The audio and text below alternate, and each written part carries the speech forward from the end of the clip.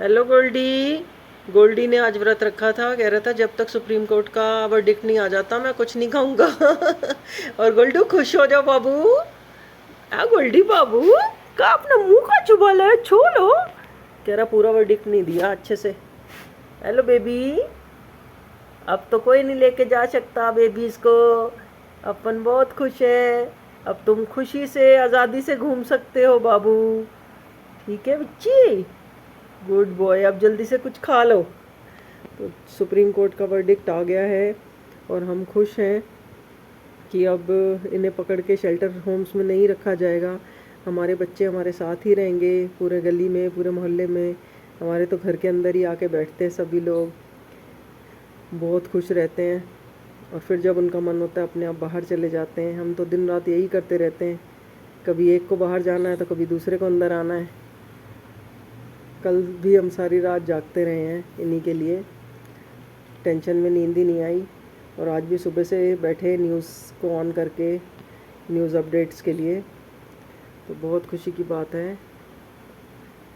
लेकिन कुछ खामियां अभी भी हैं, जैसे कि उन्होंने बोला एग्रेसिव डॉग्स को पकड़ा जाएगा। अब ये कैसे तय होगा कि कौन सा एग्रेसिव डॉग है या नहीं है। लोग तो आपको पता ही है किस तरह के हैं।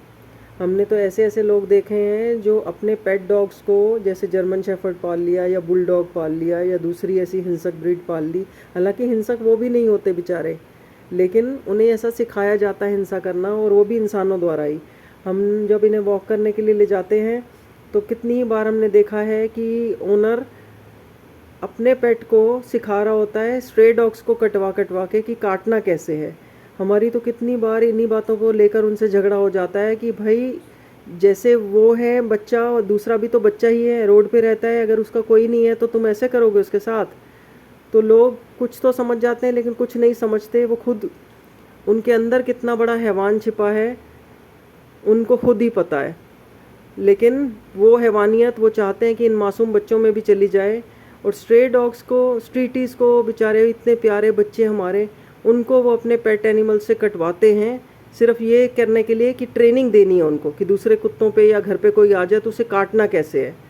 सीरियसली, लोगों में इंसानियत बिल्कुल नहीं बची है, बिल्कुल भी नहीं। और उस इंसान की गलतियों की खामियाजा ही है जो हमारे बच्चे आज भुगतने वाले थे।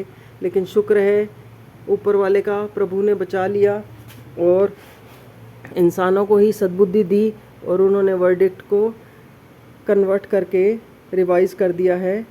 Thank you so much Prabhu, thank you so much.